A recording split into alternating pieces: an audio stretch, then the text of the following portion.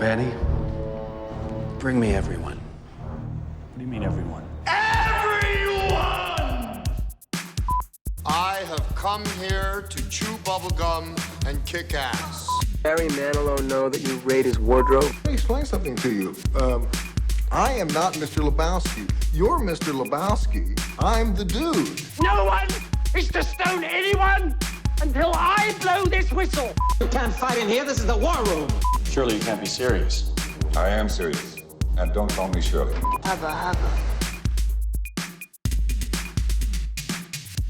Okay, welcome to Zedos Gang, episode number 100 and something. I say 100 and something because, as you know, last episode we kind of lost count because only Joe knows. Joe's not here. 107, 108, I think, something like that. I think it's 108. I want to go with 108. I'm feeling it's 108. So yeah, today I'm here with Kenan Akbulut. Hello. And Neil Coppin. Here again.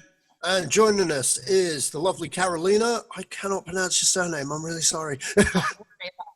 You better don't pronounce my surname ever. Would you like to introduce yourself? My name is Karolina, and I am friends with Sacha since we did work on the film together. And it was quite exciting, and that's how I know him. And then he randomly introduced me to those two online. So we've just met. This is going to be exciting, and we're going to talk about films. Yeah, baby. So yeah, okay. So first up, The Devil All the Time, starring Tom Holland and what's his face, Batman, the new Batman, Robin Pattinson. Arpaz, yeah, him. Did you guys check the trailer out? What you guys thoughts? Yeah, Karolina, you want to lead? Why? Okay. Yeah, I have seen the trailer for it, and I'm quite excited about this one. I think this is one of my favorite ones that we're going to talk about today, because I'm excited about seeing Tom Holland in something different than Spider-Man, and this being already looking quite ambitious. So that's why I'm excited to see it. Also, they have some other pretty cool people over there. Well, I think that with Robert Pattinson, that's the only person I wasn't sure about. But otherwise, I quite liked the trailer. And I thought it could be an exciting film. Yeah, I dug it as well. It's Tom Holland can nail accents. You know, I think, that's the first thing. And that makes his characters really believable. Once I was getting into the trailer, I stopped thinking of him as Spider-Man, and I was just seeing him as that character and just that performance. So that was really good. Yeah, Rob Pattinson looks like a little bit like the crazy eyes, maybe sort of like the bad vibe on there. Skarsgård, he's just got that intense look about him. Yeah, really strong cast. I think it kind of gave me a little bit of a vibe of like There Will Be Blood in terms of the trailer. Yeah, definitely. Yeah, I'm excited for this. I think this is another Netflix film. So yeah, really, really positive. And yeah, it's just kind of one of those. I'm wondering if it's going to be something that is like an award contender from Netflix, whether they're going to try and use that as a little bit of a tempo, a little bit like they did with The Irishman or something like that. But yeah, I'm excited for this. Yeah, I mean, I'd seen the trailer advertised, but not watched the trailer up until today, and I was just like, oh, okay, Spider-Man, well, not Spider-Man, but Tom Holland's in something, and completely forgetting and bypassing that, like he's in The Impossible, he's like, he was about big business before he was, web slinging, and I thought, okay, cool. Then I watched the trailer and I was like, well, damn, like look at the cast, look at the range. You got like Robert Pattinson, there's Jason Clarke, there's Tom Holland, there's Bill Skarsgård. Who's another person I saw? I mean, Sebastian Stan. Yeah, I was like, Yeah. I was like, just, and even I think, is it Mia Wasikowski? Mm-hmm. Well, the thing is, like, if she was Polish, then you would pronounce it Wasikowski. But it's probably, Wasikowski for you. Yeah, but I was like seeing all those names come up, and I was just like, okay, this is a serious film. And then at the end of the trailer, like the Netflix logo came up, and I was like, Netflix. I was like, you do know that like most of the people that vote for the Oscars aren't your friends. Yeah, Netflix has got no chill at the moment, man. Yeah. I was like, you're just like, you don't like me, but I'm gonna take your gold statue anyway. Mm-hmm. Well, they've been upping their content game really with the amount of like good movies they've been coming out, especially like stuff that would normally be mid-tier kind of films that would have gone into the theaters like 10 years ago. But I mean, like this film, like Tom Holland, like you said, Ken, like his accent, he's got his accent game. I've become a Robert Pattinson fan over the years because I have never seen Twilight. I've never seen it. I've never seen Twilight. I'm aware of this phenomenon that is Twilight, but I watched the trailer and I was like, this isn't for me. And I've only ever seen him in his lower budget indies, and I've seen a lot of the stuff that he's done. I think a lot of people underrate him due to his sparkly vampire phase, and I think that's a bit harsh considering he does nothing but brilliant work across the board, in my opinion. I saw him in The Lighthouse recently, and yeah, he was phenomenal in that with William Dafoe. I think the trouble is because he's done these independent films. Yeah, a lot of people have seen these. So the last blockbuster he was in, was Twilight. So that's what people base it on. So with Tenet coming out, that should be the vehicle to push that perception of him further now. So totally. That, then you got this Netflix thing, and then you got his Batman. So these couple of things coming out before Batman does, people should see him in a different light before that comes out. That's correct. It's tendency opportunity for people to have an opportunity to change their mind about him. I mean, it is that thing of when you look at, I mean, if you're, cinephiles like us, we sit down, we watch as many movies as we can generally. It's a thing of, we know people outside of the realms of certain things, like, so when we're the people who will go, we're going to go and see this indie film. We're going to go this one film that isn't going to be showing in every cinema, that's showing in 2 cinemas in your area at, 10:17 p.m. You're like, bloody hell, yep, I got to see that film. We're the ones going to see those films. So we see Robert Pattinson away from the Harry Potter thing where he was in it and then he was dead. And then there was the Twilight films. Like, was he in Harry Potter? Yeah, briefly. Oh, okay. Literally, and he's dead in the same film, right? Is that like before he was famous or something? Or? Yeah, it was just before Twilight. Was younger, and it was to the point, useless information now, that Twilight fans were mad when he got cast. Right, okay. Those who had been reading the books and were really heavily invested, they was mad. I was sitting there like, yeah, you look mad? Good. Like, now you know how us comic book fans feel when they're like, oh, yeah, this person's going to be playing this role, and, we lose our shit. But like you said, Sash, luckily for you, you haven't seen Twilight at all. So all you know is the good Robert Pattinson. All you know is good films. And admittedly, my introduction to him was the Harry Potter film and the Twilight films. And I was just like, you're a teen heartthrob dude. Like, I'm not invested in you in anything. And then it was different. seeing, and then it was seeing films like, I mean, it's not an amazing film, but like Remember Me. And then there was I think it's Cosmopolitan. And it was, and then he did a film with Guy Pearce. The Rover. That was one I was trying to remember. That really good performance in that. And that's it. And I was like, and High Times as well. Seeing him in that, and I was like, okay, no, you're good. You're good, man. I was like, I get it. You took the Twilight paycheck so that you could do this and not worry about paying rent. Cool. Yeah. I mean, he was young at the time, he's still a young guy, so. Yes, yeah.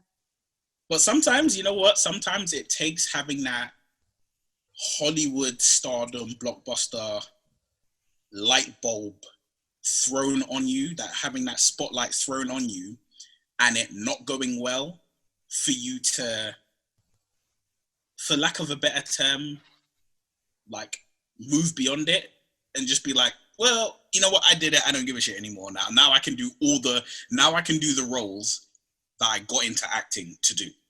Yeah, he it seems like he can afford to be picky and choosy, because when you do the big blockbuster films like that, it's to get your name out there. And what it then allows is for those lower budget films is to take a character, somebody who wants to be a character actor, put their name on it to try and draw more attention to it. Oh, that's the guy from that blockbuster film. I'll go check that out. And those studios use the cachet of that name to their benefit. So then he gets to pick and do these character actor pieces. And yeah, to be fair, I haven't seen much of his other stuff at all, and it's something that I need to do, invest a little bit of time in, because he's always had great, consistently positive reviews from his performances. Yeah, I mean, it's the same argument could be said about Leonardo Dicaprio. He was a major heartthrob in the 1990s with Romeo and Juliet and Titanic. And Titanic was such a major success. It was probably one of the first billion-dollar movies of all time. Mm-hmm. And, it was out for months and months and months after its release, that it was in the zeitgeist, that he was the biggest hot property. Pretty much. And he was the biggest hot property. He was the biggest movie star. Every male on the planet fucking despised him. You know what I mean? They were like, oh, fuck Leonardo DiCaprio. Mm-hmm. But then he, with that fame really early, he had a choice. He had a choice to do Star Wars. He was first choice. No, he was one of the choices for Anakin Skywalker. And he actually wanted it, but Lucas wanted to go unknown. Mm-hmm. I personally think if he got Star Wars, it would have damaged his career, to be honest. Yeah. And I think one of the best things he did was teaming up with Martin Scorsese and them having that relationship to do hit after hit. And one, he learned off one of the greatest directors on the planet. And second of all, it made him look at other roles that weren't top tier roles, where he was the main focal point of the movie. And you cannot deny that over the past 20 years, DiCaprio is a tour de force and one of the biggest movie stars of all time because of that decision making. Yeah. And the same can be said for Matthew McConaughey, because Matthew McConaughey, he did A Time to Kill, blew everyone away with his performances, and there was an Oscar nomination, and then he sold out. He went and did every rom-com that there was. Yeah, he did that horror movie as well, whatever it was. Yeah, he went and did all these rom-coms for about 20 years, and then he became a millionaire. He's like, right, I'm now going to show why I'm an actor. And then he just fucking slayed it with The Lincoln Lawyer and with what's it? Killer Joe. No, was Killing Joe him or Nicolas Cage? Killer Joe was him. Was that him? Okay. And then Mud, and then you had there was a complete McConaughey, man. So Dallas Buyers Club. Yeah. So it's even Heath Ledger. Even Heath Ledger, you think about it, he did what? Yeah. So he was 10 Things I Hate About You. Yeah, and that's right. For those who maybe missed or didn't see Brokeback Mountain, it was literally 10 Things I Hate About You, Dark Knight. Mm-hmm. And people are forgetting. Knight's Tale. Don't forget Knight's Tale. Yeah, Knight's Tale. The other thing is, it was these kind of, I'm going to call them cushion roles, soft roles, right? They're not roles where, you're going to be sitting there a decade, 2 decades later, discussing them in film class, this is how you see, this is what an actor is supposed to be like. And it's a thing of, I weirdly enough, I see it a lot with the kind of male teen heartthrob of, they'll come out and it's like, I want to be this blockbuster star, this magnet of it. And then, whether it works out well, i.e., McConaughey, who made a bunch of them, they may not be amazing films, but he made a bunch of them, made all his money, and then was like, all right, now I can get into some real acting. Now I can get into some juicy acting. Or, if it doesn't go well and it's you get hit with that, you get that tarnish brush of, well, nobody wants to touch you because you were in this film and it was awful. And it's like, yeah, good. Since nobody wants to touch me, I can go do this independent film where all the people watching it probably didn't watch this one role that everybody thinks is a stinker. I think that for every actor, it's really hard to tell very often whether the movie is going to be good or bad, because sometimes you get an amazing script and it turns into shit, and apparently they make like 3 films when you're filming this, when you're writing, filming, and then editing, and then probably a few more when they do the rest of the post-production shit. So things can happen in the process, and it's not only down to actors. The only reason I felt like, for me, Robert Pattinson as this particular character was just not really as gripping as I would expect someone to be as this particular character from what I've seen in the trailer. I haven't even seen the film yet, so I don't know, maybe he's going to break my heart with how good he is, but it's just what you get from the trailer. I think definitely the breakout star is Tom Holland from that trailer, because Tom Holland just really kind of owns it though, doesn't he? So and he's got the nice is it that accent that made him that breakout star though? But he can do these character pieces whilst he's got his franchises. So he's got obviously Spider-Man franchise, he's got the Uncharted franchise, and and if he directs his career, he can get that nice balance. And a lot of actors do one or the other. They don't necessarily, they do their blockbusters and then they'll do the character pieces. If he's able to juggle it between, that's going to be a really nice balance. So, but yeah, I think generally all positive things from this trailer. So. Okay, next up we have War with Grandpa, the trailer. What do you guys think about that one? Love that trailer. I love that trailer. It was just like I'd say that the age group that we're in, we're considered old by the young ones, right? For yourself, Neil, and you're the youngest. I know. I think that age is a state of your mind, darling. I don't. Do you know what? I genuinely feel old, because I'm looking at these young cats just running around doing their TikTok videos and that, and I'm just like, nah, this ain't for me. Right? So it's it's a thing of I'm like, if you're young enough to believe that Jaden Smith was a good Karate Kid, then I'm like, you young. And War with Grandpa, even though obviously the likes of Robert De Niro and that are significantly older than we are, like we're the middle ground between old, then it's us, and then it's young. And to see that trailer, I was like, yeah, well, this is what the old boys can do when they got to deal with these young Thundercats. I was like, yeah, I'm good. I like this trailer.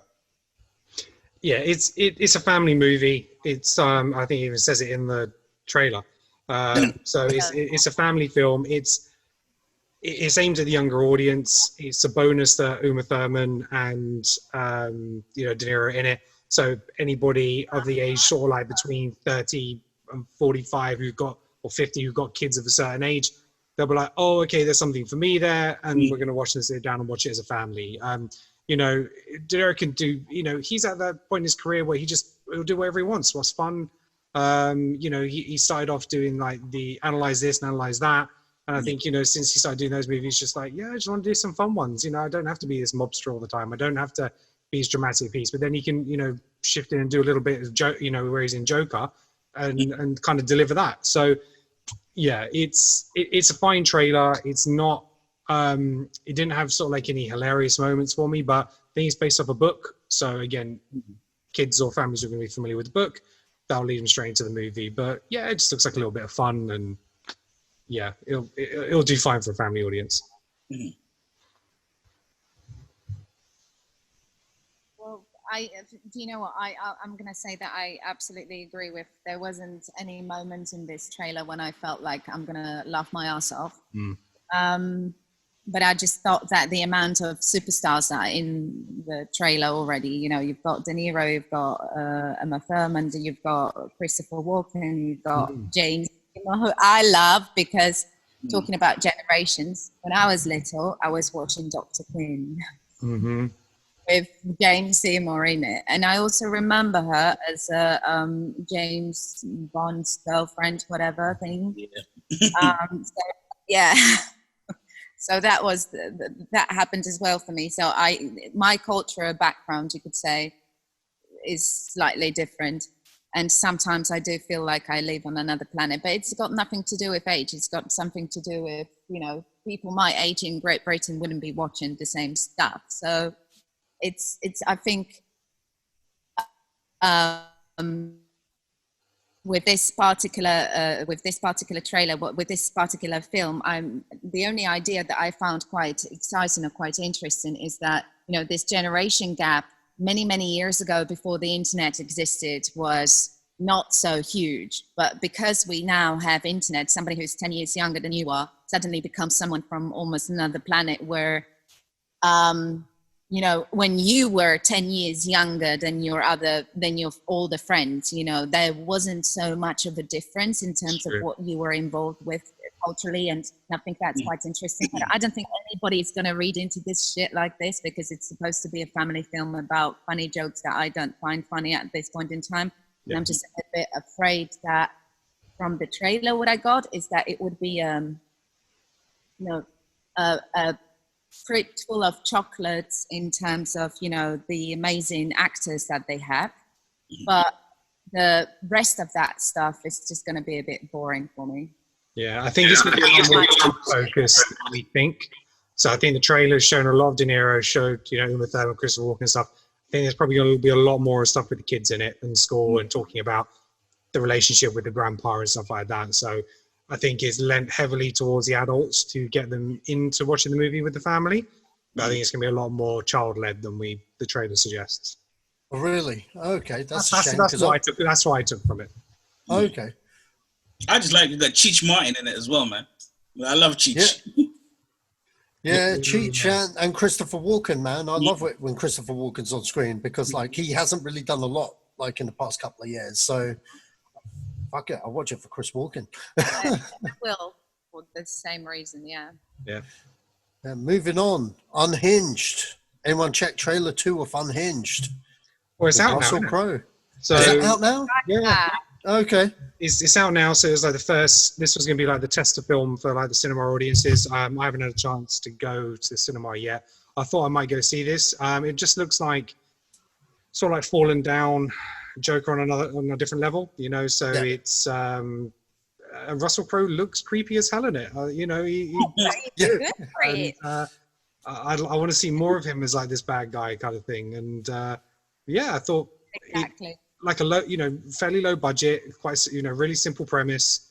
I after seeing this trailer, I want to see it more than I did the last trailer. So, and actually, with the trailer I watched, I don't know if it's the same one. They did it as almost like this public service announcement. Yeah.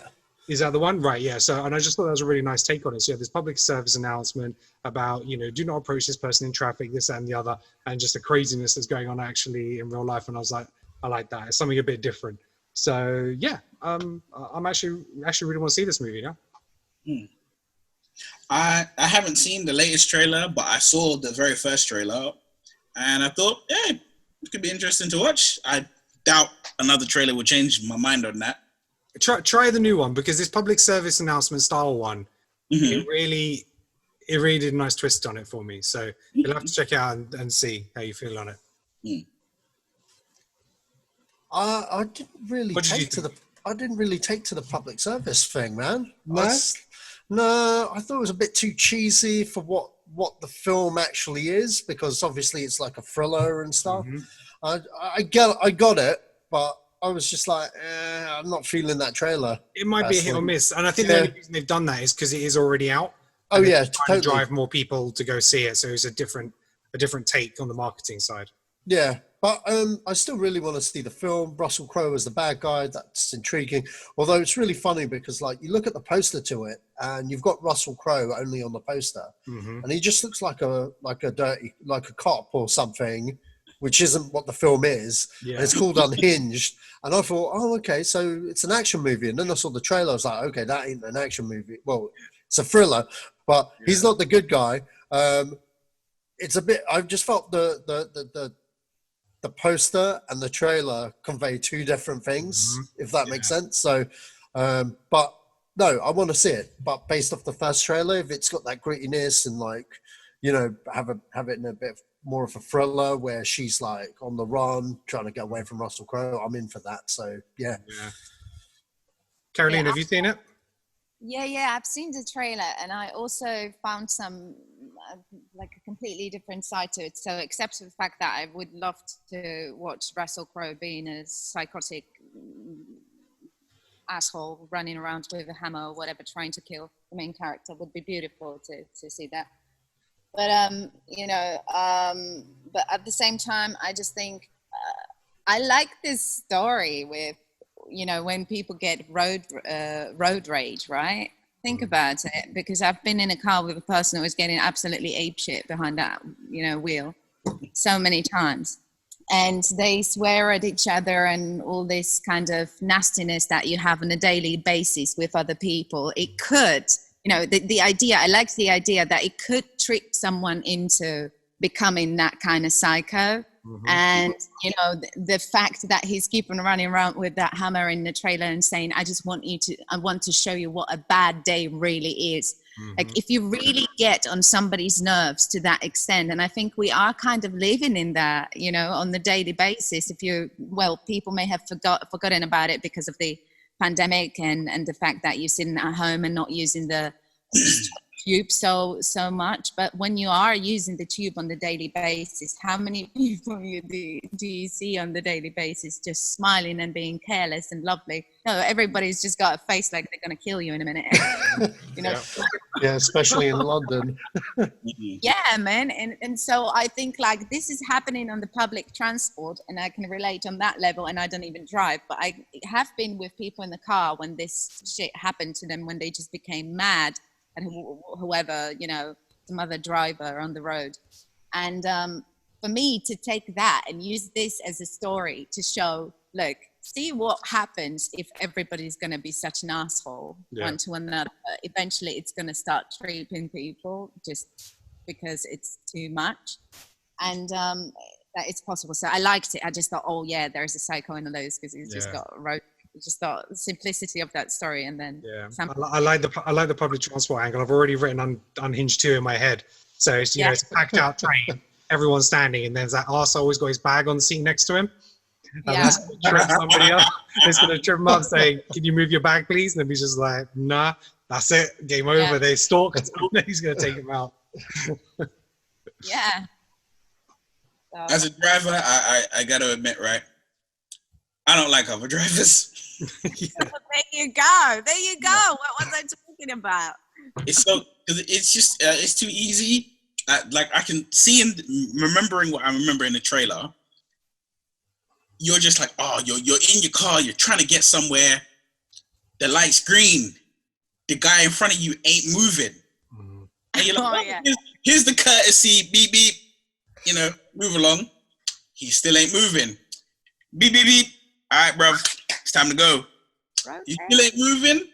Eventually, and I'm like, you know what? Screw this. I gotta go past. And you do look in, and it's like, are you having a heart attack? Are you fine? If you look like you're fine, then it's just like, yeah, you dickhead. Why are you moving your car? Like, oh. That is the movie. That is pretty.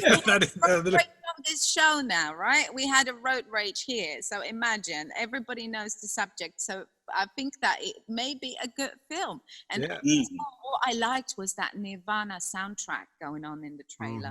Mm-hmm. Yeah. Oh, that made me happy. It's maybe I'm a little bit sentimental, but it really made me happy. Nothing wrong with a bit of Nirvana. Yeah. I want to see Russell Crowe as like a villain or something now. Moving on, we have the Netflix's prequel to One Flew Over the Cuckoo's Nest, Ratchet. Yeah. I guess and I know I'm gonna get like crucified for this, but I've never seen One Flew Over the Cuckoo's Nest. Oh man, dude! It's Sasha's favorite. It's one of my favorite films. I haven't seen a lot of shit that you have seen. I'm pretty sure, so I'm not gonna crucify you for not seeing that one. I will. What the fuck, man? I've never got around to seeing it. There you go. But I know enough. I don't know what the film was about, but I'm very much aware of the character of Nurse Ratched because I think she's become an iconic character who is mentioned and referenced in so many different things. So I've seen a lot of things that reference Nurse Ratched enough that I knew who she was. Yeah. But I've never seen the film to see her in it. Yeah. I mean, I haven't seen One Flew Over Cuckoo's Nest for many, many years. It's been a while, but it was a very strange trailer. And maybe I didn't get it because I haven't seen The Cuckoo's Nest for so long. But from a palette point of view, it's two different things. This was like very colorful, very vibrant.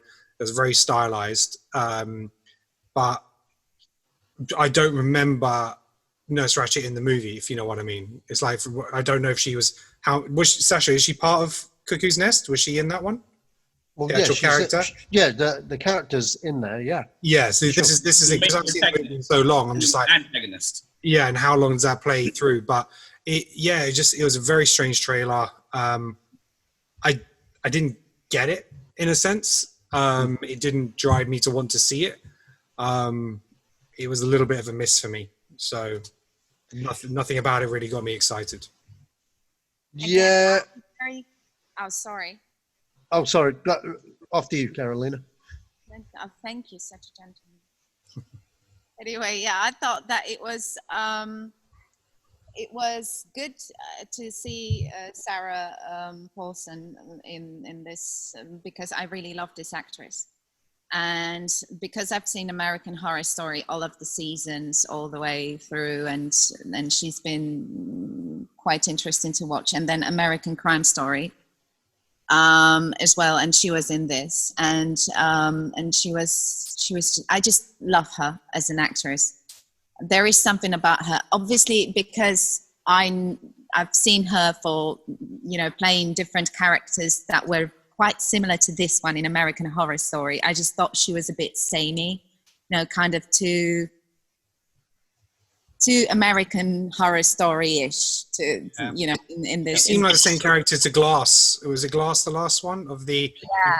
It seemed like the same character out of that. So there is something but there is also something amazing about this actress, and I'm not quite sure whether that's me being sentimental about American Horror Story or whether she really has that something, but it's hard to nail to kind of to explain why, but I'm quite interested in seeing this. I think I'm not going to be disappointed from what I've seen so far, but yeah, to me it looks amazing. This is like my second thing on the list of the subjects we were supposed to talk about that I really wanted to watch.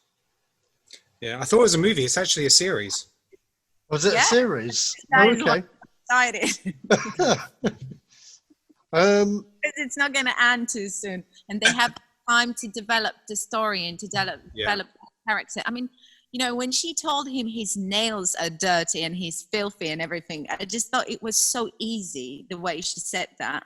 And it's not easy to tell someone something nasty and horrible, if you're a nice person, or even if you're not a nice person. It's just not that easy to do it with such calm and, in such a calm way. She just nailed it for me there. So I would love to see more of those little bits that are kind of getting me as a person, as a woman. I don't know how to explain that to you because you probably won't get it. Sorry. Well, that's okay. I don't know, man. The trailer was good for what it was, I felt. I just don't see where you could take a story with Nurse Ratched. I just didn't, to be honest, when it's supposed to be like an origin story. Yeah, I mean, come on. The way I saw Nurse Ratched in the original was that she was just a woman doing her day job, really. Yeah, she was the antagonist in the movie, but I didn't think ever once that she had some deep, dark backstory. And I just think this could have been an original TV show without the linkage to One Flew Over the Cuckoo's Nest. I didn't feel they needed to expand her character. I felt they told the story well in One Flew Over the Cuckoo's Nest. So when I heard it was a movie, I was like, well, when I thought it was a movie, I was like, well, that's a bit shit. Now that I'm hearing it's a TV show, I'm like, wow, they've got some long-term plans on this stuff. So imagination, yeah, going to come up with some interesting twists and turns. Yeah, I like it. I mean, I like Sarah Paulson. I think she'll do really well in it. I just personally never saw any scope to the character apart from, because for me going into that movie, it's all about Jack Nicholson, right? And don't get me wrong, the character of Ratchet, that film would be nothing without her as well, because she was the main villain. But on the movie by itself, I didn't see a world outside the movie. It was quite contained, and I felt the characters were written perfectly in that movie. So when I first heard of this, I thought it was like one of those sequels that was like a instant cash grab, like Psycho 2 and Psycho 3, and you know what I mean, like but we'll see. I mean, like the trailer, that aside, my thoughts aside on milking the world there, it looks interesting in terms of, this lady that's this badass nurse in a psycho ward and how she deals with like the everydays of that environment and stuff. And I like the time period as well, because we're getting less and less stuff made from that time period. So that'd be interesting to see on screen again, most definitely. But we'll have to wait and see how it comes and develops and stuff. Hopefully it builds an audience, because she's a great actress and So sorry to be the negative one on the gravy train there, guys. Is One Flew Over the Cuckoo's Nest based on a book? Yes. Yes, it is. Okay. Well, maybe I could be totally wrong, but maybe there's a lot more to the nurse in the book, you mean? Yeah, maybe. I've not read the book. I've only ever seen the movie, so that might be something they've mined, maybe, to go deeper into the institute that they're working in, maybe. I don't want to jinx it, so I'm not going to say anything more about it. I hope that it's amazing. Okay, so we're flying out the cuckoo's nest and into Apple TV. Looks like Martin Scorsese has signed a first look deal with Apple to direct and produce multiple films and TV shows. Yeah, so Scorsese is doing a lot of stuff for Apple. What are your thoughts on like Martin Scorsese working on a lot more films for streaming services, considering his standpoint on cinema and Netflix and stuff? He basically, from what my understanding of the deal is, that because he's got his own production company, and anything that they're going to generate, Apple are going to get like first refusal. Right, so it'll go through their hands if they want to invest, if they want to do it. I think because Scorsese, he does big films, but his films cost a lot of money. That's correct. And there's not always the box office to make them back. So even though they're like full of this talent, because of the types of movies they are, they're not necessarily that bankable. So streaming service is probably the way to go. I mean, Netflix, I think The Irishman is like the most expensive thing they've put money into. Yeah. In terms of the awards, the recognition and stuff, it was huge for Netflix. So Apple is seeing that and saying, okay, and because of the talent that he works with consistently, Apple as a brand is about the big names. It's signing up Tom Hanks, Spielberg, Oprah, now Scorsese. They want the very best of what they can get. Yeah, especially if they're going to go up against Netflix, who are just owning it now. Exactly, and they got to put as much money into it as possible. And it sounds like they're pretty much going to say to Scorsese, we'll write the checks, you just keep bringing us stuff. I'd imagine there's probably going to be a cinema release with an Apple follow-up. So I think what they'll do is they'll either do it simultaneously, or they'll do cinema at least for like 2-3 weeks before it hits Apple, because Scorsese much like the Irishman. Exactly, because Scorsese is very much a classic for the cinema. He wants his films up on the big screen. So that's kind of how I see it going. And Apple will just become like a distributor, and they'll put things out of the cinema, whether they'll tie in with a studio and have other studios help with the distribution. That might be something else as well. But that's true. It's going to be good for Scorsese in terms of him getting the funds to do movies that he wants, which me personally as a fan, I always enjoy. So for me, brilliant.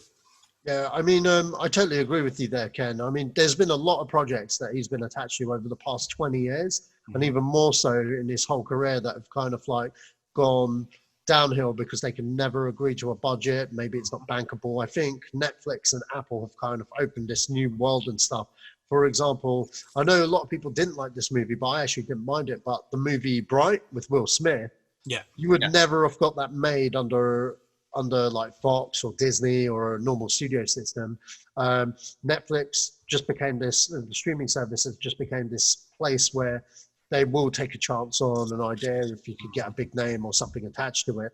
Scorsese's name alone brings a lot of credence to it, so to the table. And, you know, this is another reason why, like, what was it? I'll give you an example. Gangs of New York. He wanted to make that in the 70s, and it took him 20 years to make it because no one would come up with the funding and whatnot. And then he cast DiCaprio, who, you know, we were at a point where technology had come so far where he could rebuild New York in a kind of way inexpensively and stuff. And he likes to do period pieces, you know. And, you know, there's stuff like he wanted to do a Frank Sinatra biopic. Maybe we could get that now. Maybe we could get his Alexandre de Guerret movie that got canned, which he wanted to do back in the early 2000s. There's a lot of projects that have kind of fallen by the wayside. I mean, Netflix recently signed a deal with Francis Ford Coppola. Now, he wanted to do a big movie, which was his version of Fritz Lang's Metropolis kind of thing, like a modern day kind of take on that. And back in the early 2000s, the budget was estimated at 300 million. And no studio, as you could imagine, didn't want to take it. But now it's being made by Netflix now. The actual movie's coming out. Coppola's come out of retirement to direct it because it's been like a dream project of his for decades. And I can see Martin Scorsese just totally coming on board, being able to do the films that he wants to make now, where before he's always kind of been restricted and stuff. And he'll also be able to produce shows like he produced Broadwalk Empire. He did the first like pilot for that, and he'll be able to put his name attached to those kind of series which Apple are desperate for original content, and you know they'll do well. So Karolina, what do you think? Well, I think that I've read somewhere that it's 180 mil that he's going to get for that film. Is that right? Yeah, about that. Well, that's that I think is quite a lot of money, and you know, I was curious, okay, when they took. I can't really talk about this film because, to be honest, you know, I don't know what it's gonna look like when they make it. You know, I haven't watched a lot of stuff made by Apple. I watched a lot of Netflix films, and in terms of if you have a platform like Netflix taking on a great script or a great book and putting on some stars on it and some directors and everything else, and turning it into a major show that gets a lot of attention from the subscribers. The only example that I can talk about is The Witcher.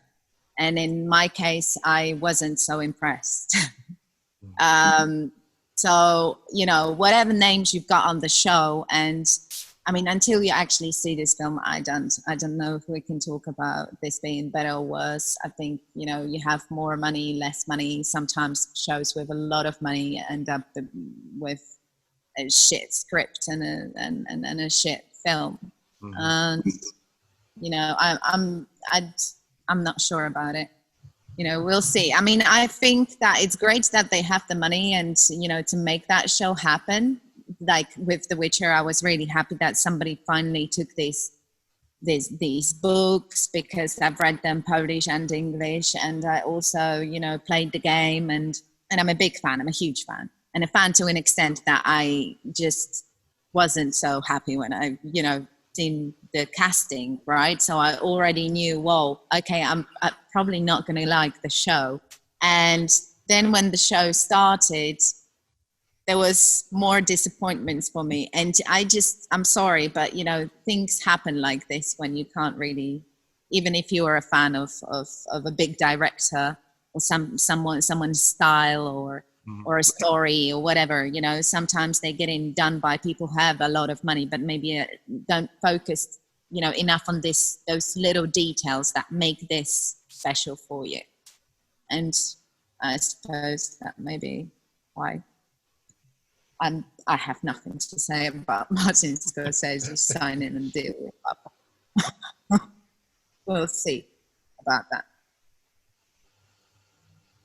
Neil, you're quiet for a change. Yeah. Wow. All right. So I do have a number of things that have come with this. I'll try and keep it as short or brief as I can. Firstly, okay, Martin Scorsese is one of the best filmmakers of all time. Right? That's a flat out fact. Never going to skip past it. That's what we have to admit. Admit it. That must be tempered with the fact of, one, as Ken said, that because his films take a lot of money to make, they don't generate the money that they necessarily need. Maybe not all of them, maybe just like, as we're talking, like later towards his career.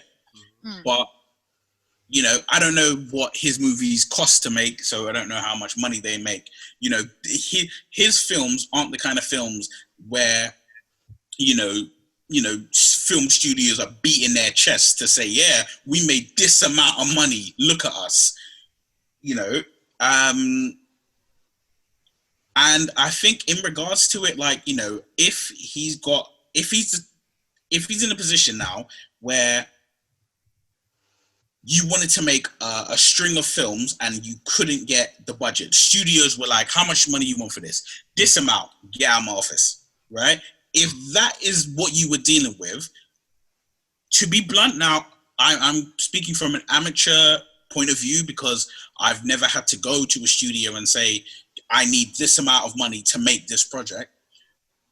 But to me, I'm like, well, that says that you're, in one aspect, you're not that good at your job. Because if you need this amount of money to make this and nobody wants to give you that money, the common denominator is maybe it's too much money. Mm-hmm. Because, if we're going to be, like, let's take Wolf of Wall Street. Mm-hmm. Absolutely brilliant film. Now, it's like, how much money did it take to make that film?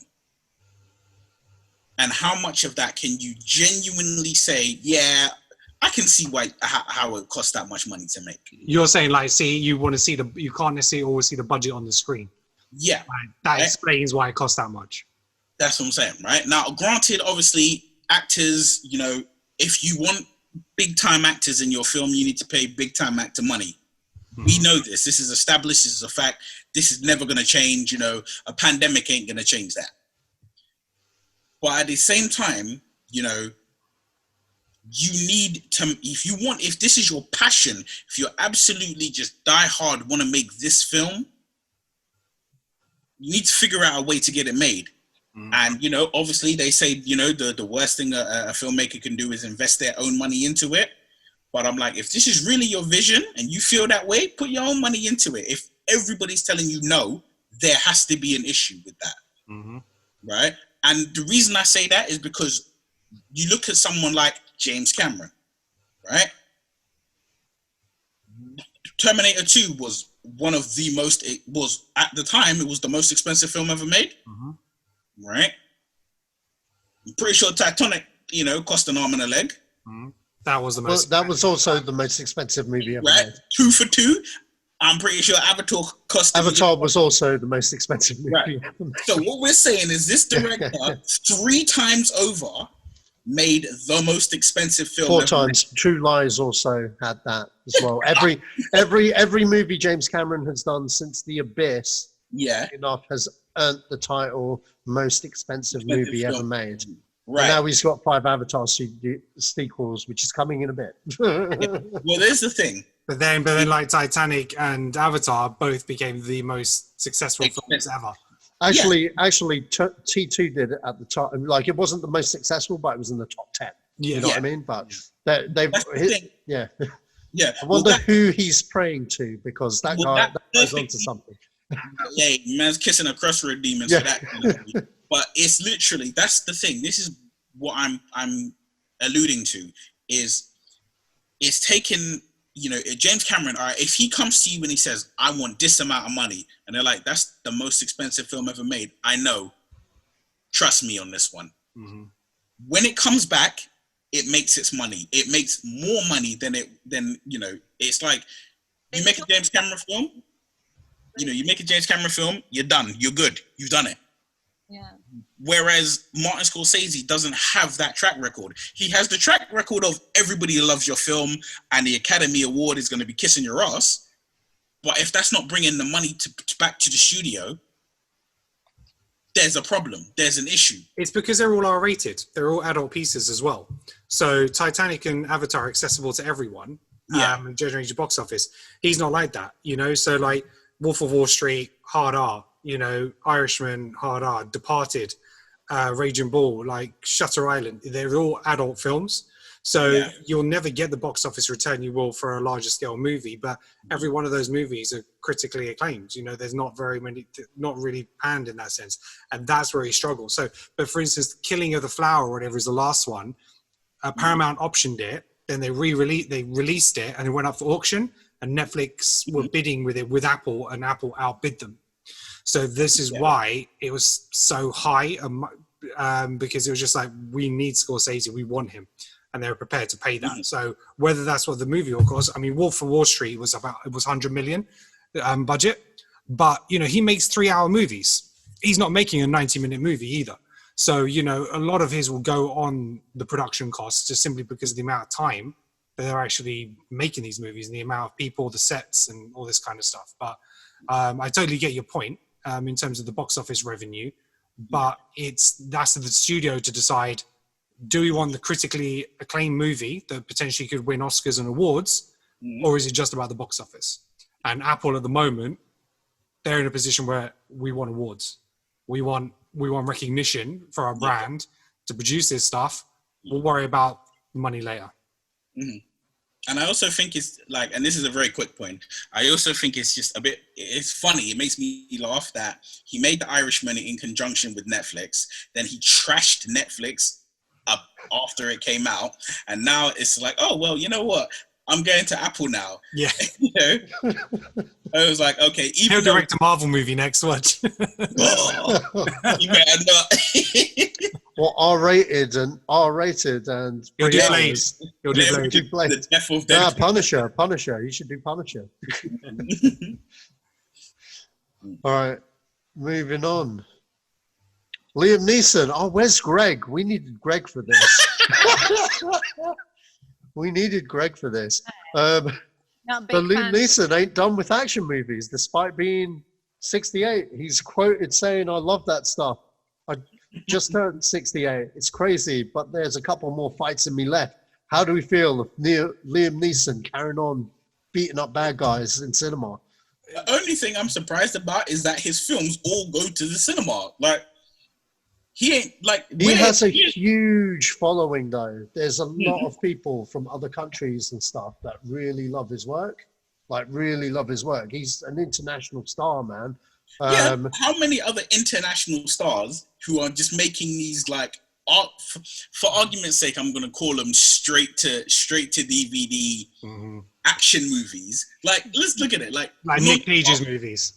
Like, non-stop, that should have been straight to... Oh, yeah, it should have been. DVD. But the one on the train, straight to DVD. The one in the snow. It's because of Taken. It is... Right? Yeah, every one of those movies rise on the back of the success of Taken, and they're like, right in the cinema because it will make some bank, and then we'll go online somewhere and whatever it is, and that's basically what it is, and that's why all the posters are all pretty much the same as well. look, at the moment, he's just having fun. He's going to make these movies. Probably half of it's stunt double anyway, in terms of the actual fighting bit. So he just has to do his gravelly voice on a phone or over a conversation table, whatever it is. And I'll give him a sidekick. just let the guy have some fun, man. It doesn't matter. I need to see him. Even Bruce Willis has been churning out this crap for a while. So it's just like, let him have his time, man. Whatever. He can do what he wants. Yeah. I mean, you're just sitting there smiling, Karolina. I can see, boys, that you look like you love, you sound like you love Liam Neeson for some reason. I don't know. I was giving him permission to play in more action films. Like, Liam, it's all right, man. Just get another 20 mil for playing in this shit. He trained Batman and he was a Jedi. He does what he wants now. I don't care. Screw you. Just whatever.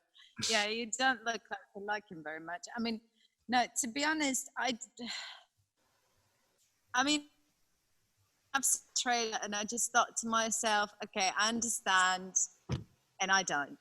I mean, meaning I understand what it's supposed to be about. I understand what Liam Neeson is referring to, that he's 68 and he's playing in an action film.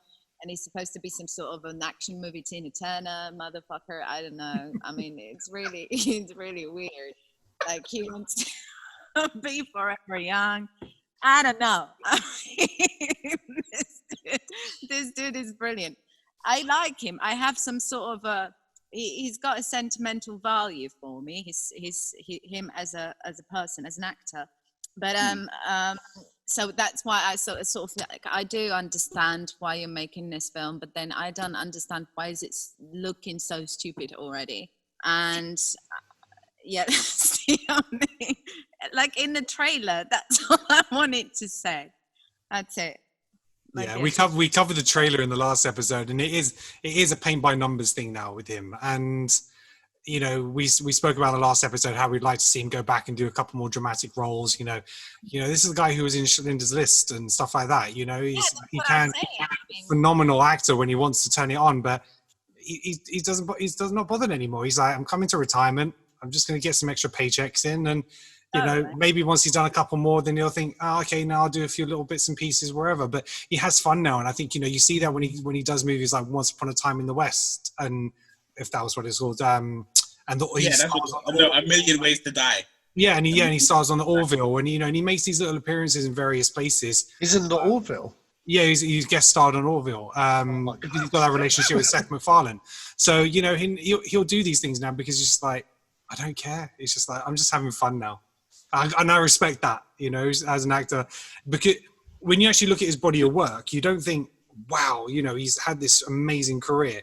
You remember key roles in major films that you liked, you know, like your Love Actually, Schindler's List, you know, Batman and Star Wars. You know, he's taken on these key characters and key roles, and you remember all that, and it shows up. But if you actually look at his entire body of work, it's not fantastic, but he's kind of earned that reputation now, where it's like, yeah, he can do what he wants.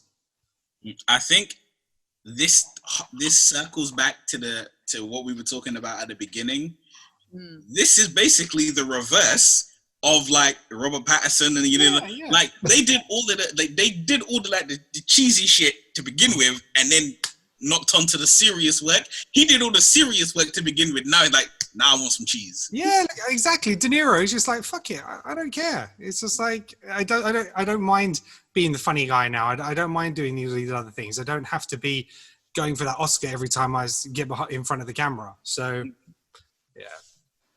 Yeah, but why did we then, you know, because when we were talking about Robert Pattinson, you know, we were talking about the masses of people thinking that actually, oh, he's done his cheesy shit, but they still giving him a hard time when he's trying to do some not cheesy shit. And when you have someone like Liam Neeson doing 2 or 3 good movies and then turning into this, as I said, on the path to become Tina Turner of action movies, you know, when he's getting there, that's like I think a lot of it comes down. I think a lot of it. Yeah, no, I get what you're saying. I think a lot of it just comes down to age and just the time they spend in the industry and the business. So Robert Pattinson, you know, his performance in those movies weren't great. Because you're old. Yeah, exactly. But so it is an ageism thing. You know, it's like, you know, you've earned your stripes, you've done your time in the business, you have a right to do what you want. Now, Robert Pattinson, I think the trouble is when you go the other way and you go into the cheesy movies and certain people hate those movies and certain people hate the fact that somebody from that then goes on to do something else. You know, a lot of it is like a jealousy thing. It's like they're just not willing to accept. Same with like the Heath Ledger and becoming, getting to play the Joker. You know, people like to see people fail, and they just don't. Because Rob Pattinson hasn't been in any other blockbusters, only people refer to him as, oh, he's the guy from Twilight. They haven't looked at his body of work for the last 10 years. So that's their only reference point. Where Liam Neeson, you have these other reference points because he's been in these other big blockbusters. So once Rob Pattinson has these kind of blockbusters come out, your general movie audience will, I've been keep doing this all day today, your general movie audience is very much just going to be then, okay, this is my Robert Pattinson now. And that's that gap in the middle. Maybe they'll go back and watch some other stuff. Maybe they won't. But they've just got these checkpoints now. It'll be Twilight, Tenet, and this. Batman. And then move forward. Yeah, exactly. I think it's funny you say that because one thing that actually just creeped into my head was that when you look at Daniel Radcliffe, obviously, you know, he popped up Harry Potter. And same problems. If you look at all the stuff he's done since then, he's done some like really like interesting, just completely left field, like in the parking lot left field choices. And like I'm like, yeah, I'm interested to see what you do next because you're just picking, you know, it's like his choices are so different. Like, okay, he did Woman in Black, and then you know the film when he was a corpse with was it not Dan DeHaan, Paul? I can't remember the actor's name, but you know he's doing all these odd choices. But everybody always says, yeah, but you're Harry Potter. You know, you can make a film where he's swearing, like his latest film where he's got the guns like nailed to his hands. Yeah. And, you know, it's like, I'm sure that he goes off and he swears and he shoots and he kills people and people will be, yeah, be Harry Potter. Was that film any good? The one where he's got the guns to his hands? I don't know. Hobo something, wasn't it? Yeah, I've not seen it. No, I haven't seen it. I've heard some good things, but I've not. Yeah. Okay, so what's up next? Halle Berry is training as a martial artist for the movie Bruised. And some pics have come out of her in training. You know what? I'm going to say this. After watching her train with fucking Keanu Reeves for the John Wick film, why is she not doing... And after seeing the John Wick film, why is she not like an action movie fucking heroine, man? Because like, I'm telling you, man, girl's got the moves. I'm saying this now. I'm shocked no one has cast Halle Berry in an action role. Yeah, she was Storm in X-Men, but they always kind of relegated her to a corner and like... Catwoman, man. Yeah. They tried. Yeah, that was so bad I forgot. But no, you know, like something else, man. Like, wow. Like I watched her in that John Wick video. I was like, oh, damn. She's been in James Bond. She's done Swordfish. You know, she's done a few action things over the years. She's actually starring and directing. So this is her directorial debut. Oh, she's directing as well. Wow. Yeah. So I think this is, and it's going to be about this MMA fighter, and it's about her struggling with with a young son. I don't know if it's about the parental rights or anything like that, but that's going to have a whole thing. So it's going to be a much more emotional piece. Probably a little bit more along the lines of what's that Clint Eastwood one with Million Dollar Baby? Yeah, something like that. So I think it is going to be a little bit more of an arty piece. It's not an action piece, but or like The Wrestler, something like that. So it's going to have a sports theme, but it's very much about the character and the drama. Well, I mean, Go. Yeah, I saw the trailer, not the trailer, sorry. I saw when she first started it, she got injured whilst training for the role. And like I don't know, maybe there's something wrong with me, but I'm like, if you get injured training for a role and then you still do the role, I'm more invested because I'm like, you took pain for your art, you know. Like it's you know, it's not an Oscar-winning film now, or you know, but Dolph Lundgren cracked some of Stallone's ribs. Yeah. And I'm like, well, you remember that Drago fight? You know, I'm like, you took Carrie Ann Moss in The Matrix. She broke her ankle.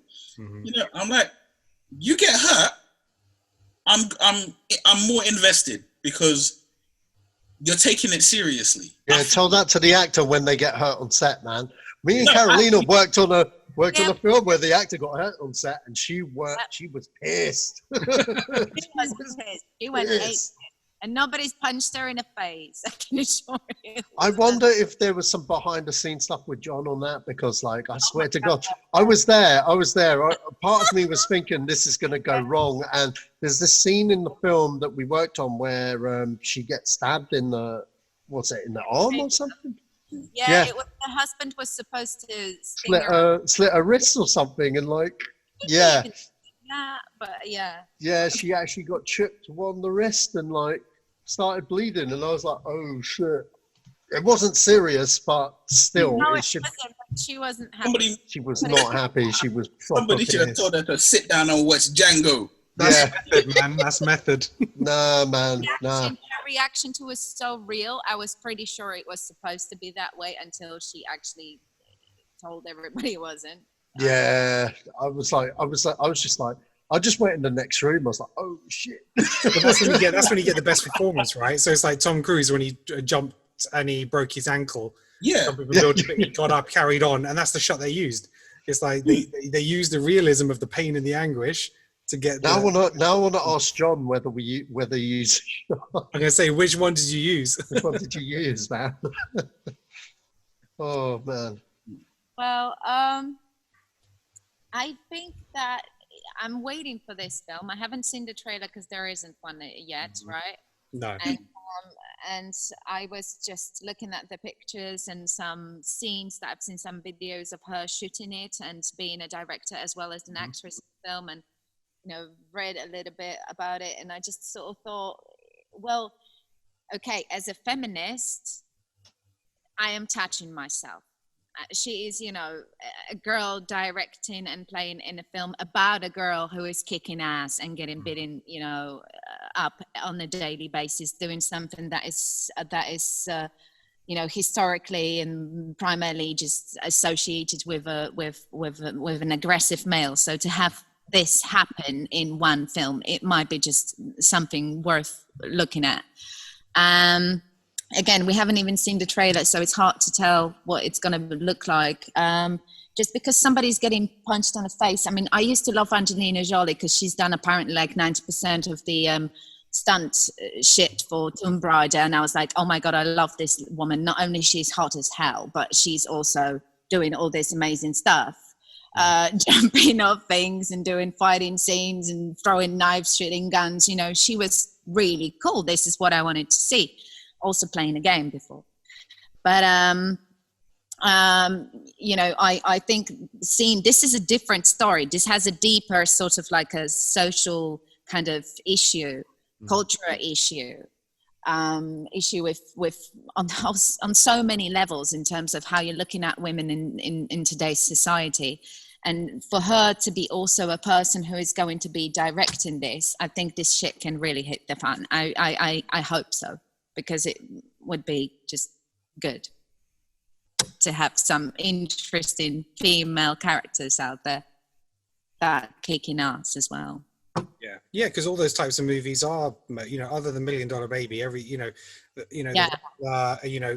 we've had boxing, we've had wrestling, we've had kickboxing, we've had all these movies where it's about the fighter and the dramas and everything going, we'll have it, but yeah, from the female aspect, not so much. And even $1 Million Baby, it was kind of split between her and the coach Eastwood and stuff like that. But I think this is going to be much more focused on her and her character. And yeah, I'm actually really looking forward to it. Can't wait to see what she does behind the camera.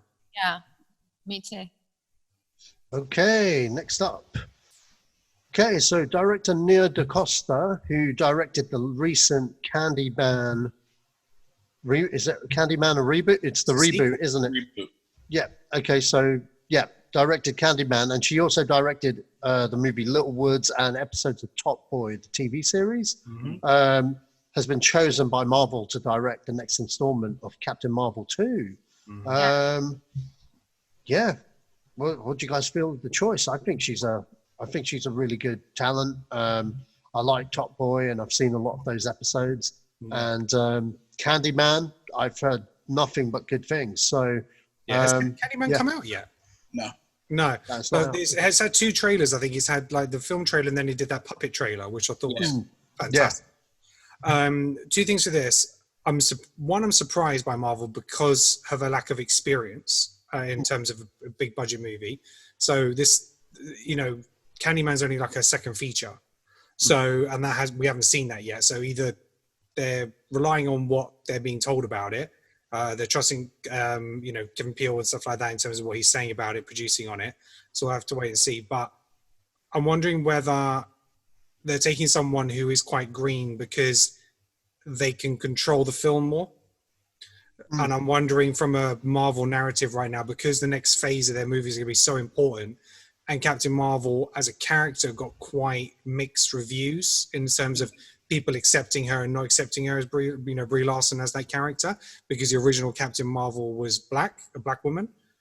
I think they're going to be very worried about how this next film is going to play out. So I think maybe they've taken someone who they can, direct themselves a little bit more and heavily produce a little bit more.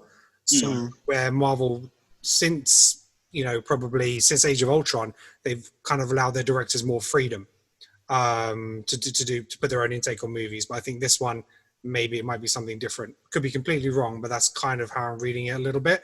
But I know that the character that was in Captain Marvel, she's going to appear in WandaVision, and then she's going to be in Captain Marvel 2. So you're going to be reintroduced to that character that way. So some of her work will be done in a sense for the other character. This is her best friend in it, the black. Yeah, exactly. Right. Okay. So yeah, but until we see Candyman, it's hard to say what she's going to be able to bring to the film. Kind of feel like it might be a thing of. I feel like because right now, I mean, this is just totally my own personal take. I feel like in regards to the MCU, everything is basically in the stage of restart, because obviously Endgame was such it was such a full stop, even though obviously yes, Far From Home was the last film in the phase, but it was such a full stop that really and truly, I mean, even if you look at the actual, like when you look at the slate of all the films to come, there's not that many sequels. All right, so the films that are getting sequels, with the exception of Thor, all the films getting sequels are part 2s. And I feel like this Strange, Black Panther. Yeah, I feel like this is basically all right. The old guard, i.e., Captain America, Iron Man, and that they're done. We're done with those. So let us move on to like the next generation. And in order to do that, I feel like maybe they're hiring people who are, as you said, a little green. But I think maybe part of it is by hiring someone who is quite green, you're going to get that energy almost. Yeah. It's like getting someone who's coming out with their debut, it's like music-wise, getting someone who's coming out with a debut album, and that debut album has all of their hopes and dreams and frustrations and everything, but packed into it, as opposed to you getting that seasoned veteran who's like, maybe not to say that they're jaded, but it's like, well, they know who they are and they've done. They come in, point, shoot, and just get on with the job. Yeah. And I think maybe that's what it is, because you're saying, she's done a few episodes of Top Boy, and considering what Top Boy is, I feel like a large number of people who go to see Captain Marvel 2 probably wouldn't have seen Top Boy. It's a fair argument that a lot of people wouldn't have seen Top Boy. Mm-hmm. And Candyman is a horror film, so that's not, that's the audience going to see Captain Marvel again. There's a strong possibility that a large number of them wouldn't have seen Candyman. So I feel like you're getting someone who's fresh. It's almost like, you know what? Who thought that Get Out was going to be what it was, just looking at Jordan Peele's track record? Yeah. And I feel like maybe that's what Marvel might be like. Granted, I absolutely agree. Getting someone fresh-faced means you have a bit more control of them. But I think maybe Marvel's outlook is like, okay, we have control, but we're just going to let you run. Mm-hmm. Like, stay on the track, but just run. Run at your own speed, at your own pace, but just stay on the track. I feel like that's maybe what Marvel are looking into. Mm-hmm. I mean, to be honest with the Captain America too, I think like listening to what you guys said, I sort of have an idea in my head that actually they had Captain Marvel there as a replacement of Iron Man. This is the way I see it. Mm-hmm. That she is supposed to be somehow this kind of character that was keeping the old Avengers, together. Mm-hmm. And considering that I loved Iron Man in all of the Avenger films, but except for the first Iron Man, I didn't like the rest of the films because what I found, I didn't like them. Of course, I enjoyed them as hell, being in the cinema and stuff. But it's on another level. There is something to Thor Ragnarok, say for instance, that I like about Marvel the most, and this is this comedy in the film, somehow linked with some sort of a drama, and not that there is a particular type of drama that is the main kind of focus. That this is what I found annoying with Iron Man. I just wanted him to put that freaking suit on and go and shoot some shit in a spectacular way. That's what I went to the cinema for. Yeah. I didn't want him to go about, oh my God, I am broken down to pieces. I need to put myself together and get bigger guns and then kill everybody. I've got daddy issues. Yeah. Yeah. All that shit is just a little bit boring, especially that you keep on watching it throughout. This is the same narrative throughout all of the characters. They all go into that. Even if you go into DC and you go into see Batman and Superman, the same shit happens, and so it's kind of boring that way. So that's why I would like to see some spectacular shit with a bit of comedy, like with the Guardians of the Galaxy or Thor films, because maybe not the first, but the second and the third one I really liked. And Captain America, say for instance, those are the films when I think it's kind of balanced, where I haven't really seen it with Iron Man, but now that I see that they pick her as sort of one of the central characters, Captain Marvel, and she's supposed to, in my opinion, somehow replace him in this, then they will probably be looking for some deep issues being sort of woven into the script. Mm-hmm. And I think that this particular director, from what I've heard about her, because I haven't seen her stuff, and from what I've read about this choice online, she likes to take those deep issues and somehow put them into a movie that may not at first come across as a film about anything deep at all. Mm-hmm. So I think maybe that's why they picked her, because they want that kind of Oscar sort of winning actor who was Robert Downey Jr. to show his full range here. And maybe it's not about the actress in this case, but about having that kind of one character that has a very deep psychological story, as well as all these special effects, amazing fucking suits that I love, killing aliens guy with a good sense of humor, charming, in fact. Okay, next up, Avatar has been delayed again. Yet again, James Cameron's Avatar 2, 3, 4, and 5 because of COVID. Looks like they're coming out in 2022, 2024, 2026, and 2028. Almost 20 years after the original, we will get the fifth one. Can you wait for these sequels? I don't care. Is the buzz gone? No one cares about Avatar. I'm sorry. It's gonna be a visual spectacle, and that's what will draw people in. But no one cares about these characters. The actors in those movies haven't gone on to do major things that you think, like Sam Worthington and this, that, and the other. They're not the high-profile names that they were. It is all going to be about the world building, and we know Sam Worthington and all that have gone back to do it. But I think that should be it. Then the third and fourth probably different characters, different worlds, and underwater ones. I'm sure all this kind of stuff's going to happen. But I think James Cameron right now he is on a different planet himself. He's so invested in this, and just his skill his skill and his vision and his ability to direct. There's so much more he could be doing right now, and he's invested the whole rest of his career into these movies. That yes, Avatar was the biggest grossing movie at the time, but I think a lot of that was because of the 3D element and the type of movie it was at the time. People saw it and then they're like, oh, I need to go see it in 3D, and they went back and saw those things. I saw it in the IMAX 3D and it was phenomenal. As a movie, it's okay. It's nothing special. It's a basic storyline that's been told many times in different formats.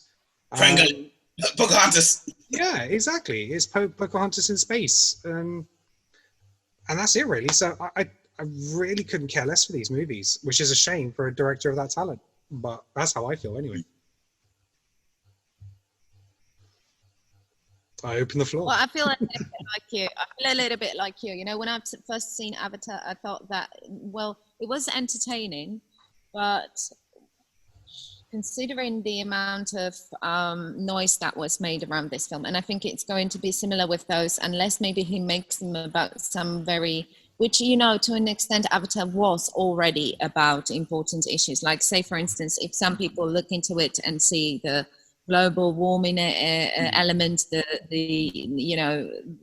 resources that we exploit to an extent when we might not have a planet. If you look at the culture and meaning of it, because it's not completely divorced of it, and then add the element of, look at the new special effects that we have here and look how beautiful it's going to look. I'm pretty sure it's just going to get a lot of people into the cinema just to watch something maybe a bit different. But, well, I don't know. I just think that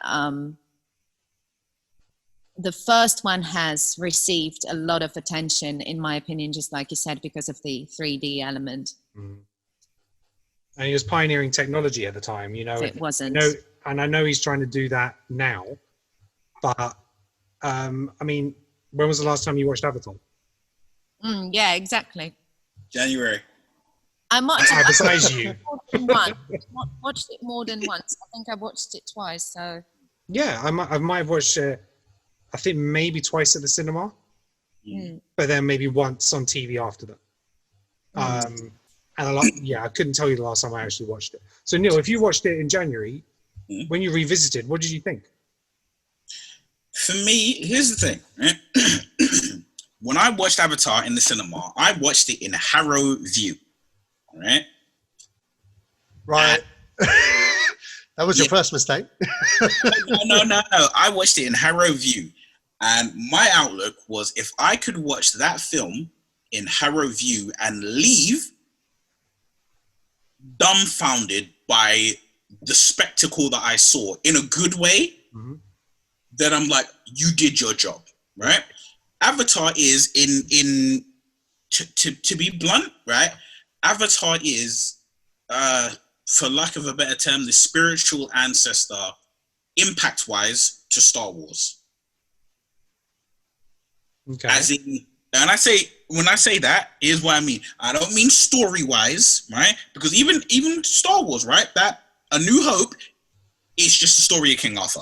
End of story, right? Yeah. But when we break it down, the impact that Star Wars had ushered in a whole new wave of things to come off of it. A whole bunch of pretenders came out of Star Wars. A whole bunch of pretenders came out of Avatar. Now, granted, those those pretenders basically latched onto the technology used, i.e. the 3D element, then, you know, there wasn't exactly a big story to latch onto or anything, but they latched onto that element of, okay, this is what we can do with technology, let's bank onto it. But, you know, like I said, I watched this film in January and I can't remember Sam Worthington's character's name. Mm-hmm. Wow. Right? If you were to ask anybody under the age of 25 now about Avatar, how many people have actually probably seen it? Because the difference is, it's I'm kind of trying to understand your comparison, but it's not had any cultural impact. It might have had an impact in terms of the movie industry, but it's had no cultural impact. And if it wasn't for the box office numbers it did at the time, it'd be a forgotten movie. Yeah, it's only referenced now because of where it sits in the top 10. On top of that, Star Wars kind of hit the what's the term? Hit the ground running. Yeah, hit the ground running with the sequels straight away. Yeah. You know what I mean? Like Empire came out at the time 3 years after New Hope, and then Return of Jedi came out 6 years after the original as well. So it consistently had a story going forward. It was still in the public zeitgeist of what it was. The property was still hot. So each movie, you know what I mean? People were going to see it. Star Wars is what it is. You know what I mean? Avatar, realistically, I feel they should have stripped when the iron was hot. That was the phrase I was looking for. Number 2 should have come out. In these days, it wouldn't take 3 years. It would take a year or 2 years for a sequel to come out. James Cameron should have made Avatar 2 years afterwards, like straight up, rather than back to back, so that you know, to jump off the hype of the first one, I feel. But you know, like you got, it's been 11 years now. By the time it comes out, it'll be longer than that. It'll be longer than that. And you know, I think, well, for him, it's been good because Fox invested in 2 movies straight off the bat. Yeah. Disney were getting a freebie, and they invested in the rest of his vision. So all they've got to really make is a $300 million investment over 5 movies. That's easy money for Disney, really. And it's. But what happens if number 2 bombs? If it bombs, then you know what I mean. Like we don't see 4 or 5. Well, that's what I'm saying. I think you know, it's great saying yes, Avatar 3, 4, 5. Well, he's already shot the 3rd one. 2 and 3 are shot back to back, and 3 will come out anyway. But if 2 bombs, 3 is going to come out as a matter of fact. Yeah, 4 and 5 we may never even see. Yeah, well, it depends how much funding Disney have put in and how much they've spent already on the funding. But so I remember having a conversation. I believe it was with you, Sash, and Joe. Yeah, Joe would know more. Yeah, Joe would know a lot more. You know, James Cameron is actually, you know, speaking to cinema. By the way, this is the first Zedos Gangs where we get to completely trash Avatar without Joe. He is pro. For Karolina that doesn't know Joe. Liam Neeson, now Avatar. Yeah. But yeah, it's like he's very pro. He's very pro Avatar. But yeah, go on, Neil. Sorry, I interrupted. But it's the thing of, you know, like. For me, because James Cameron I feel like James Cameron is investing in Avatar, his time, his money, his energy, all of that. He's invested in Avatar not to tell some great compelling story. He's investing in it because he's like, I want to see what the future of cinema is, what the technologies we have, right? That is what it seems like he's investing in, because the whole thing of, you know, talking to cinema chains to try and get it so he can have, so Avatar, I think is Avatar 2 would be a 3D film without the glasses. Yeah, that's the rumor. Yeah. Yeah. And I'm like, you look at it from the standpoint of when Avatar 1 came out, nobody had no issues going to watch it in 3D because you got you got 3D glasses that were actually 3D glasses. They weren't the little red and blue paper jars. They were real 3D glasses, and you saw a real thing. I will never forget, as long as I live, the part in Avatar where Jake Sully, that's his name. There you go. Jake Sully, you know, he looks up in the Na'vi, he's in the body. He looks up, and when he sees like the overreaching branches, I felt like I was there. Just looking at the screen, I felt like that's me looking up, and I'm seeing branches. If that's what he could pull off back then, if he gets his wish and it works, Avatar, it could regain the top spot of successful movie, because people aren't going to care greatly about storylines. They're not going to be like, oh my gosh, this is the most amazing film ever. No, they're going to be sitting there and they're going to be like, oh my gosh, did you see it? Yeah, it was so real, wasn't it? It was almost like it was like you could touch it.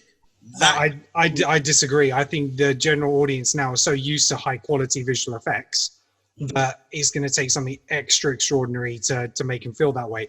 So many movies have been made 3D retro.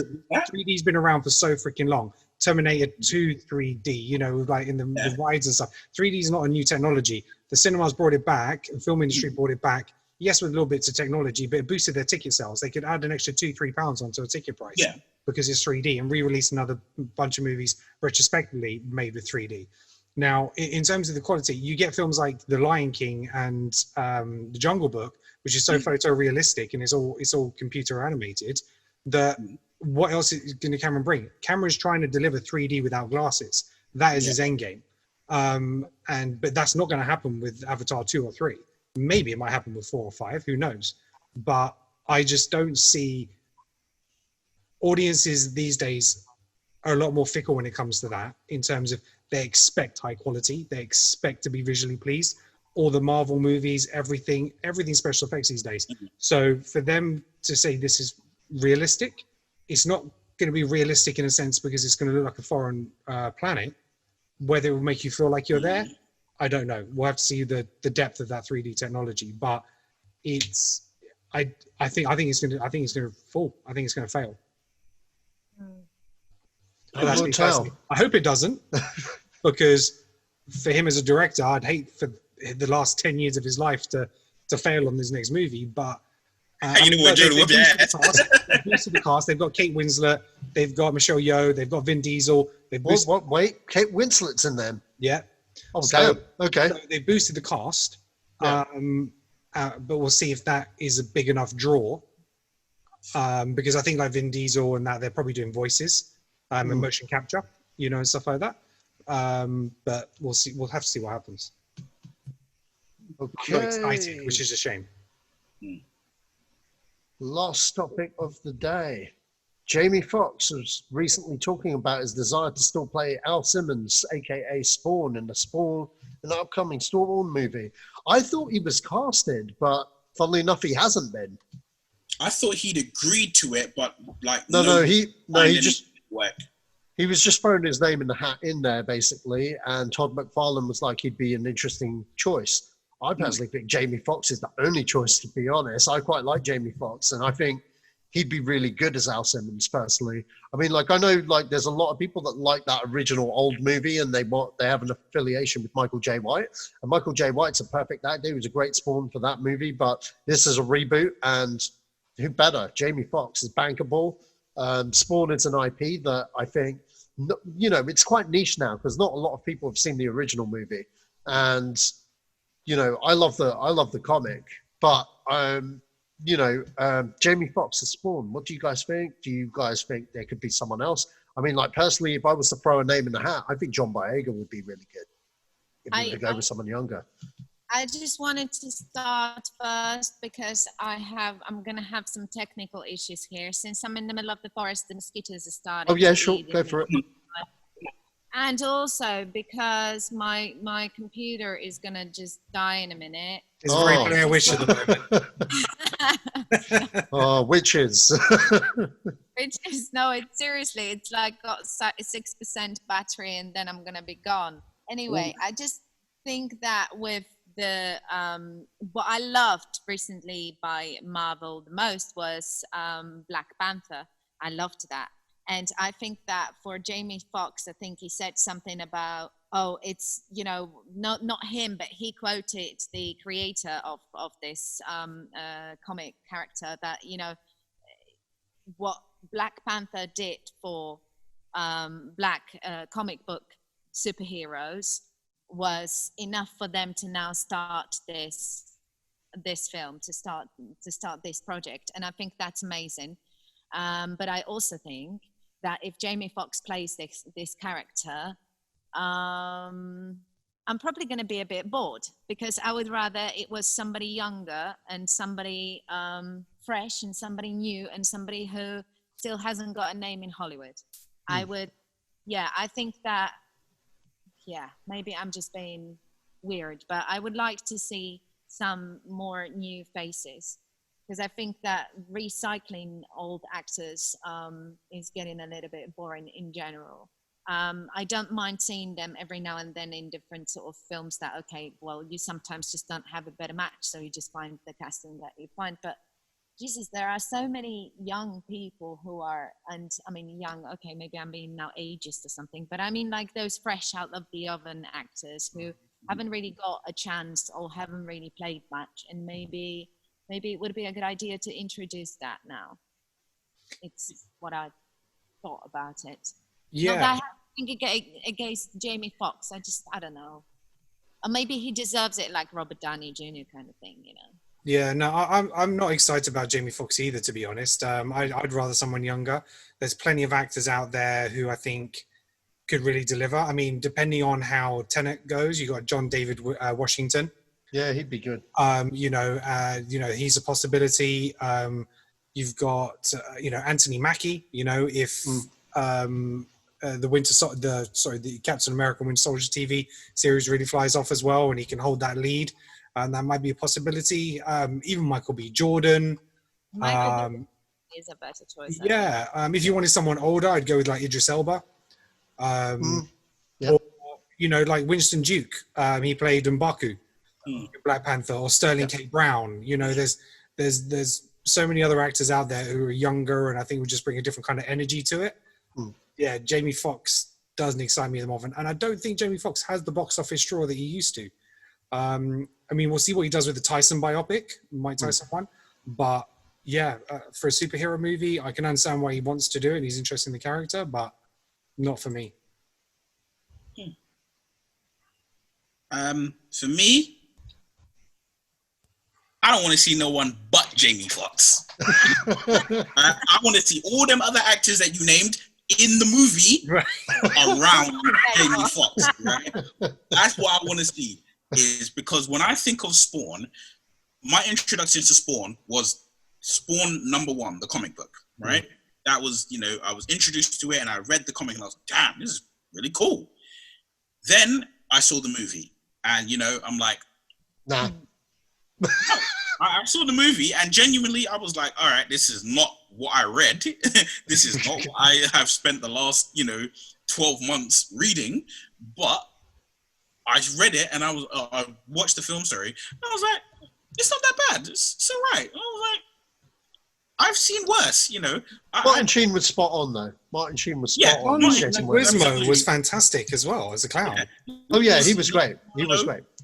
Yeah, right. So I was like, there was things that obviously, like most films, there were things wrong, but I was cool with it. But when I think of Al Simmons, like after the film, I got to see the HBO animated series. Oh, yes. Right? And when I think of that, obviously, unfortunately, Keith David is far too old to play Spawn. But when I think of what I want to see in a movie, when I think of the character of Al Simmons, I'm like, Jamie Foxx, he's got it. He has it, right? Yeah. Because you think of Jamie Foxx as a, even if it seems boring and it seems overused at every film, right? It's, I watched Project Power like 2 days ago, right? And I was like, okay, cool, And it's when you watch the films that he's in, you look at something like The Kingdom, you look at Project Power, you look at even Baby Driver, you look at the characters he is, right? I'm like, he can do Al Simmons in that gruff, I'm a badass, I know I'm a badass, and if you don't believe I'm a badass, you're going to find out when my foot is coming out your ass, right? That is what I want to see. Now I'm like, John Boyega, presently, he can pretty much do no wrong. But that said, I'm like, but you're too fresh faced. I don't see that badass, right? Sterling K. Brown, he doesn't have the physical presence that, you know, that Al Simmons needs. That, you know, even behind a mask, when he looks at you, you're like, ah, shit. Well, you know, life was good while it lasted. He's going to be a makeup dude anyway. You got to understand that. No, I do understand. But I'm like, you need to have that. You need to have that aura to begin with. I feel like Idris Alba, he'd be great as one of the villains. Oh yeah, he would be. I couldn't see him as Al Simmons personally. Yeah, what was the villain name? Was it the Enforcer? Yeah, right? Yeah, the Enforcer. Idris is him. Yeah. Right? But I'm just like, no, there's certain roles that characters were kind of built for. And obviously I feel like, you know, Wesley Snipes was built for Blade. Yeah, agreed. I feel like, you know, Jamie Foxx is built presently right now, he is built to be Al Simmons. And because they casted Mahershala Ali as Blade, I'm like, well, the only other badass role that you could have took as a comic book character is taken, so go ahead with the champion.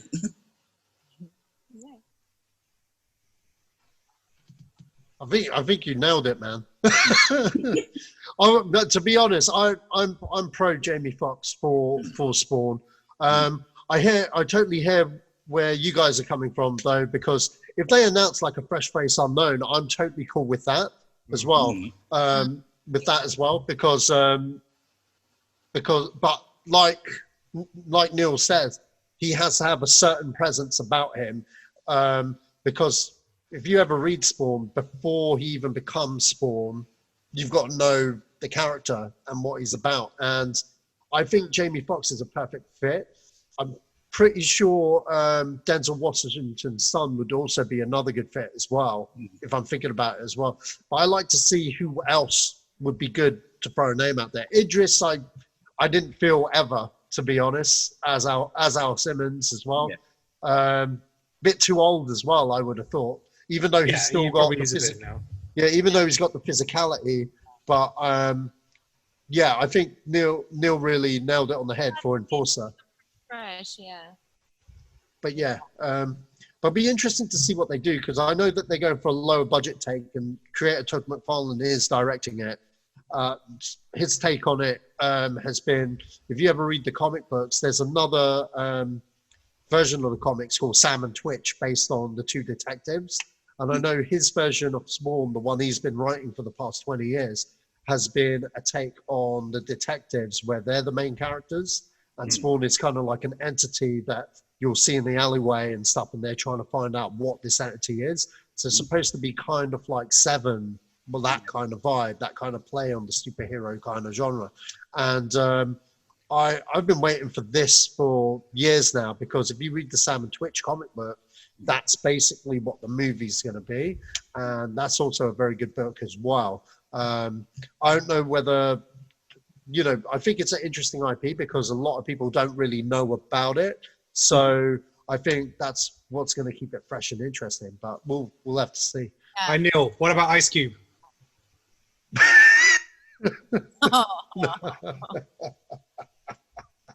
He's got no fuck with me. Maybe it fits. Oh man, well that's it for today, guys. That's everything covered. Where can we find you, Ken? You can find me on Twitter at Kenan Talks Film, and our new podcast coming up of Zedos Gang Creative Control will be dropping soon. Neil? You can find me at Shoot for Moon Pics on Instagram. Okay, and Karolina, anything to pimp out to your fans? Any new songs or like? Anything yet? Well, you can find me at Karakin Music on Instagram, and you can find me at Karakin on Facebook. But I'm not. I haven't got any music there yet, Sacha. So it's coming. It's coming. I'm recording here in the forest, and hopefully it will be all ready soon. I have recorded a video clip yesterday for my songs. Yeah, so it's coming soon. It's coming soon. Very, very soon. Cool. And you guys can catch me on SashMan3 on Twitter. All right, that's Zedos Gang, episode number 100 and whatever. And good night. Go on, do it. Come on. I am the man that killed Jamie Lannister.